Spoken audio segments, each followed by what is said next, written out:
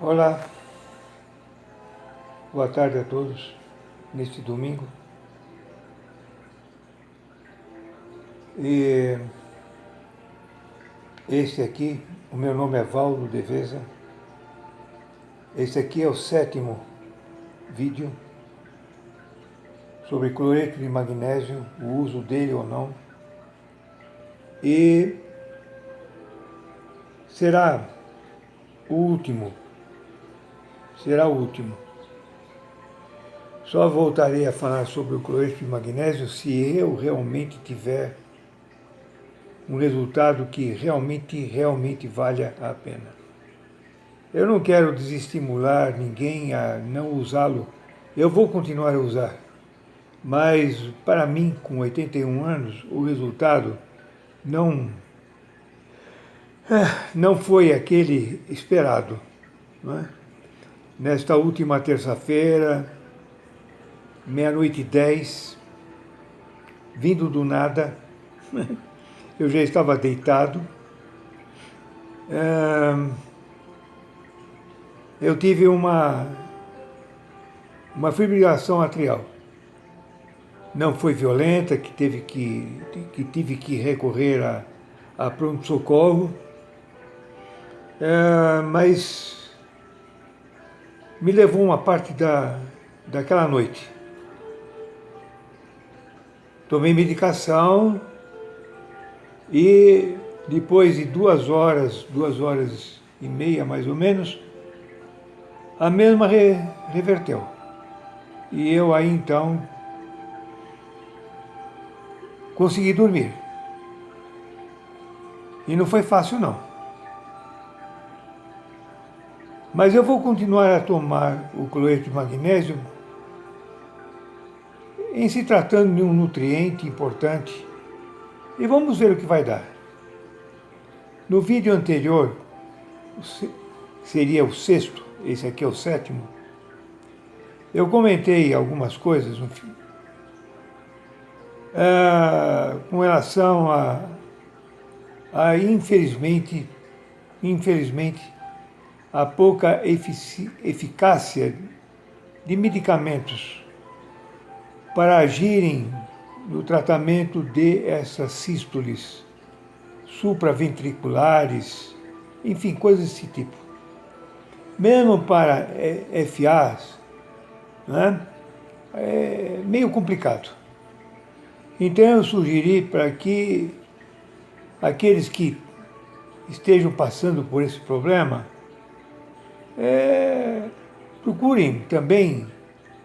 procurassem também outras formas de tratamento, inclusive alternativa. Eu, inclusive, até comentei a respeito da acupuntura, né, da medicina ortomolecular e reiki, enfim, não ficassem apenas esperando que medicamentos, inclusive antidepressivos,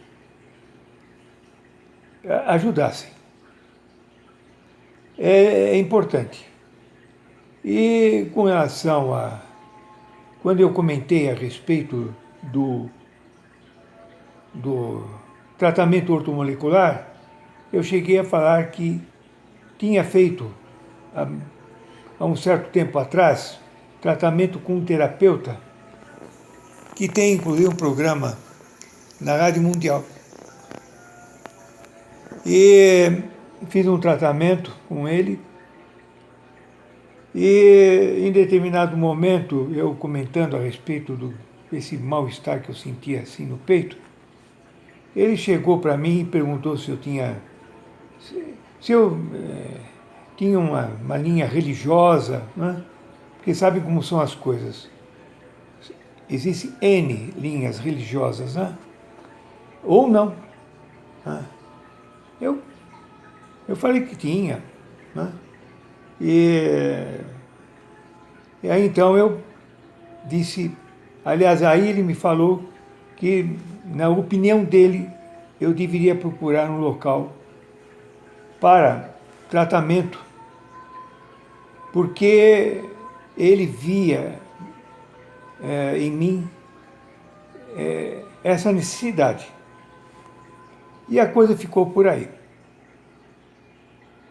Pensando a respeito disso, inclusive até ele me deu o nome de uma médium, inclusive muito conhecida aqui em São Paulo, e posteriormente eu liguei para o consultório dela e não conversei com ela, conversei com uma assistente, alguém do espaço dela, e ela falou que a consulta com essa médium seria R$ 300. Eu, sinceramente, eu cresci católico, né? Inclusive eu fiz o meu batizado na igreja Nossa Senhora do Calvário, lá em Pinheiros, aqui em São Paulo, em Pinheiros. Mas eu convivi com espiritismo. Tive um tio que foi médium, né, que atendia pessoas em sua casa, né? Enfim, eu sempre fui aberto. Numa segunda fase da minha vida, eu frequentei, inclusive até com meus pais. Eu me lembro que eu era garoto, ia com eles, não me lembro aonde. Então eu tive essa abertura, e não ficar preso a apenas a uma religião. Sempre tive respeito, né, pelas demais religiões. Li, inclusive, a respeito de religiões orientais, budismo. Então, tenho um certo esclarecimento. E dentro desse esclarecimento, e como professor de história que eu fui, né, eu não consigo aceitar a cobrança de tratamentos espirituais. Vou me desculpar aqueles que discordam, porque não está no Evangelho que dai de graça aquilo que de graça recebestes? Aí então, algum médico poderia dizer, pô, mas como é que eu vou viver? Bom, como é que vivia o Chico Xavier? É uma pergunta que eu faço. Ele esmolava? Ele esmolava? Alguém ouviu nas ruas pedindo esmola? E ele foi autor de acho que mais de 400 obras espíritas. Autor, né, psicografando, né, de mais de 400 obras espíritas. E ele não morreu abandonado, pelo que eu saiba. E outros também. Eu conheci médiuns que se dedicaram e não cobravam. O que podia acontecer era o seguinte, deixar ao livre-arbítrio, né, de quem frequentava a casa ajuda. Porque, logicamente, as casas elas têm despesas. Limpeza, luz, água, esgoto, essas coisas. Né? Manutenção do local. Né? E essa questão, né, do dízimo, que no fundo acaba até se tornando um dízimo, já vem da Idade Média, que foi instituída pela Igreja Católica, que passou a cobrar dízimo dos senhores feudais para aliviarem as suas penas no inferno. Entende? Para que eles fossem para o céu. Entende? Então eles pagavam. Daí o enriquecimento da própria igreja. Isso é uma verdade, isso está nos livros. E foi instituído depois. Né? Aí poderiam dizer, mas como é que vai viver o médium? O médium, não sei, ele pode, ele pode ganhar dinheiro aí em cima das obras vendidas, né, na casa onde ele atua, né, onde ele preside, sei, ter o seu trabalho, não viver exatamente apenas disso, não sei, eu não sei. Apenas eu sou contra. Eu achei um absurdo quando ouvi, né, que essa médium cobraria R$ 300 por uma consulta. Entende? Uma consulta, talvez de 1 hora. E isso aí acontece. Aí me diriam, mas é tudo assim? Não. Existem casas espíritas. Aqui perto de minha casa existe uma casa, inclusive conceituada. Existe a Federação Espírita do Estado de São Paulo, aqui no centro da cidade, né? E outras tantas que não cobram. Não cobram.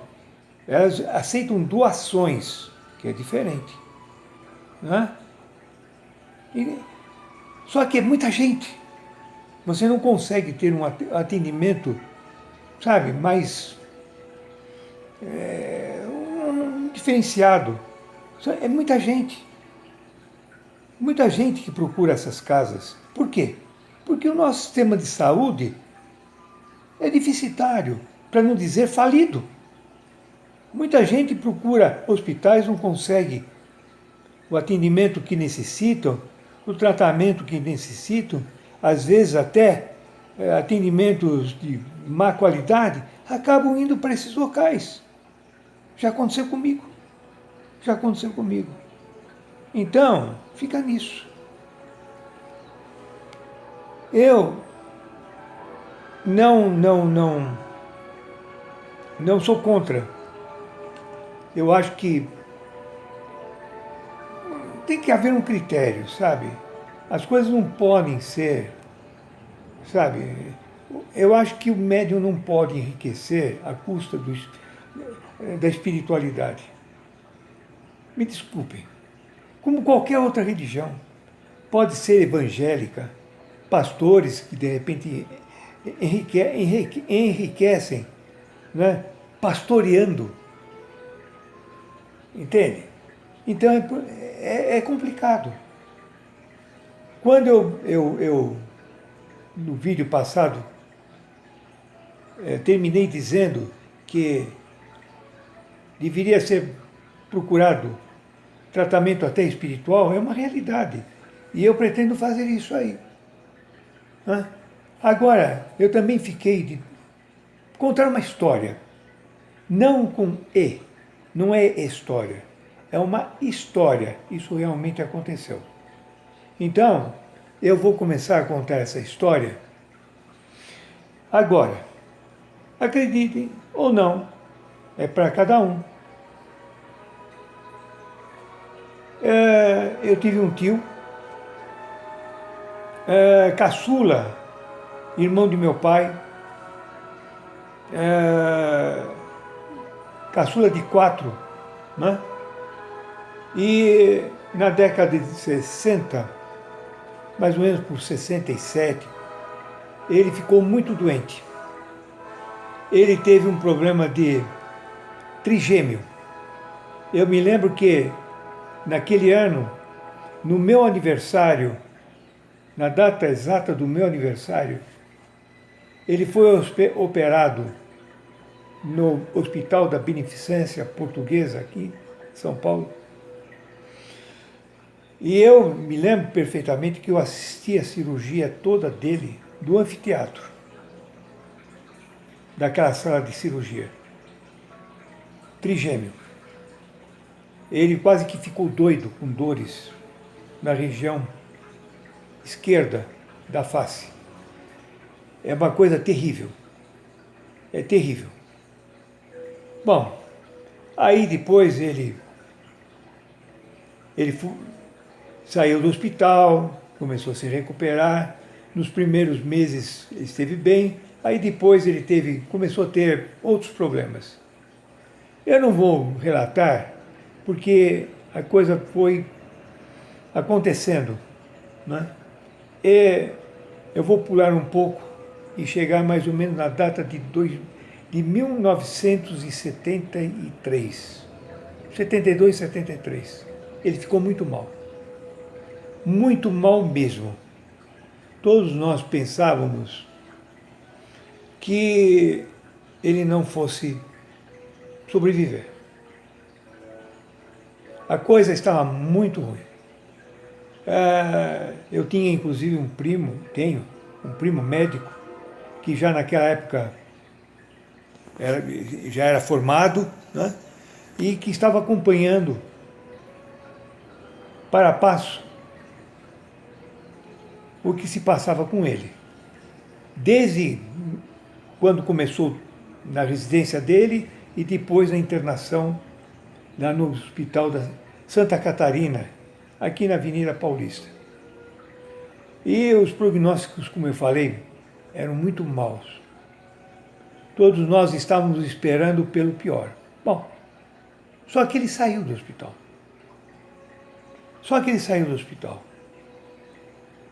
Ele voltou para casa. Todos nós ficamos contentes, felizes com a recuperação dele e agradecemos, sabe? Agradecemos ao nosso Pai Celestial pela recuperação dele. Posteriormente, passado um bom tempo, minha tia, esposa dele, relatou o que aconteceu quando ele esteve internado muito grave no Hospital Santa Catarina. Realmente os prognósticos eram péssimos, a ponto de meu primo chegar para minha tia e falar assim: olha, a situação é muito grave. Tinha um amigo da família, professor, muito amigo, um professor que foi praticamente um dos pioneiros em transplante de fígado nesse país, que estava cuidando de meu tio. Realmente, aquilo que se tinha é que ele estava com câncer linfático. Meu tio estava com câncer linfático.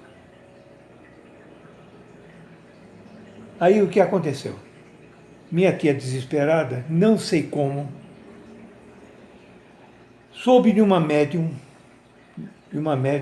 se não me falha a memória, na zona norte de São Paulo, e com minha prima, foram até essa médium.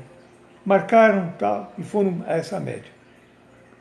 Essa médium as recebeu e numa sala simples,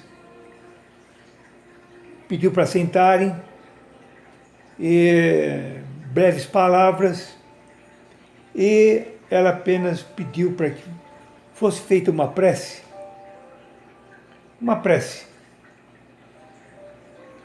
para que a entidade espiritual médica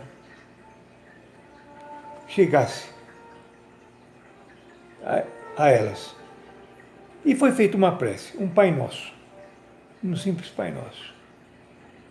Aí foi quando essa médium chegou e falou assim: ó, o doutor João Fernandes, já está aqui presente. E ele está sorrindo. Minha tia, desesperada com o marido, meu tio, quase morrendo, ela ficou meio irritada. Falei assim: doutor João Fernandes, como é que o senhor pode sorrir e meu marido está morrendo no hospital? Aí a médium pediu para que ela se acalmasse e porta-voz desse médium, o tipo de mediunidade dela, né? Ela disse: mas o doutor João Fernandes sabe do problema de seu esposo. Realmente é uma situação grave. E ele se compromete a pedir, junto a Jesus, que interceda pela saúde e pela vida de seu esposo. Foi breve. sem ostentação nenhuma, e se despediu. Marcou, se não me falha a memória, para o dia seguinte ou 2 dias depois, o retorno de minha tia, acho que foi para o dia seguinte. E isso aconteceu. Lá chegando, minha tia com minha prima foram recebidas novamente, nova prece foi feita, e aí então a médium disse: o doutor João Fernandes está aqui presente, dizendo que Jesus concedeu a vida ao seu... Citou o nome do meu tio, que não vem ao caso, é o meu tio. A partir desse momento, o tratamento que vai ser feito vai dar certo. Ele vai sair do hospital. A saúde dele foi muito minada, mas ainda ele vai ter condições de vida, logicamente sem se tornar um atleta, ainda brincou. E isso aconteceu. No dia seguinte, entra no quarto esse eminente professor de medicina, amigo da família, e fala assim: olha, eu vou tomar uma atitude drástica em relação a fulano. Eu queria pedir a permissão, é tudo ou nada. Eu queria pedir permissão à senhora. Entrou ele e meu primo, os dois entraram. Eu queria pedir permissão à senhora para que eu haja. E ela deu. E meu tio se recuperou. Eu tenho aqui comigo a foto deste médico espiritual. Está aqui, ó. É um médico português que viveu em Portugal, João Fernandes. E atrás existe uma prece, que é o nosso Pai, que estás nos céus, santificado seja o teu nome, no louvor de todas as criaturas. Venha a nós o teu reino de amor e sabedoria. Seja feita a tua vontade acima dos nossos desejos, tanto na terra quanto nos círculos espirituais. O pão nosso da mente e do espírito dai-nos hoje. Perdoa as nossas dívidas, ensinando-nos a perdoar nossos devedores com o esquecimento de todo o mal. Não permitas que venhamos a cair sob os golpes da tentação de nossas próprias inferioridades. Livra-nos de todo o mal que ainda reside em nós mesmos, porque só em ti brilha a luz eterna do reino e do poder da glória e da paz e justiça, do amor para sempre. E que assim seja. Essa aqui é uma prece de Emmanuel. Então essa é a historiazinha que eu queria contar. E por que eu contei? Porque existe essa possibilidade. Muito embora hoje esteja meio complicado um atendimento mediúnico, né? Através de um bom médium, porque infelizmente existe muito, né? Infelizmente, como tudo, né? Então precisa, sabe, eu não sou contra que a pessoa vá a um terreiro de Umbanda, né? Inclusive talvez até eu vá, desde que seja um local adequado, né? Bem dirigido, né? Com muito amor, sabe? Com profundo amor, entende? E me perdoem aqueles, sabe, que acham, sabe, porque lá fora, na França, Inglaterra, em outros países, a mediunidade, o espiritismo é cobrado. É cobrado. Nos Estados Unidos é cobrado. Mas eu, particularmente, acho que não deveria ser cobrado. Se você vai a um centro, a um local, e é atendido por um médium, né, eu acho que você pode fazer uma doação de coração. Ou não, se você não tiver recurso. Entende? Não pode ser interpretado como, entre aspas, sabe, um pagamento que no fundo é um dízimo que você está pagando. Essa é a minha opinião. E eu espero que, quanto a mim, eu vou continuar aqui na minha luta. E só voltarei a fazer um novo vídeo sobre cloreto de magnésio se realmente eu tiver uma resposta bem melhor do que aquela que eu obtive até agora. Não digo que deixem de, aqueles que estão utilizando, deixem de usar, porque afinal de contas é um nutriente. As reações adversas que poderão ocorrer, já fui, inclusive, até comentado comigo, e existe aí no YouTube considerações muito mais profundas a respeito, feitas por médicos, porque, como eu falei, eu não sou médico. Eu agradeço a atenção de vocês e eu espero ter sido útil.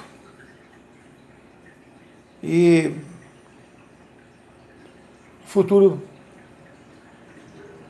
dirá se eu retornarei novamente a falar. Quem sabe até proximamente eu venha a comentar a respeito das minhas experiências, sabe, com a depressão. Aquilo que eu passei, servindo de alerta, sabe? Porque ela está em volta. É impressionante o número de criaturas, sabe, envolvidas com a depressão. Isso é muito triste. Eu agradeço a atenção de vocês e até uma próxima oportunidade, se assim ela ocorrer.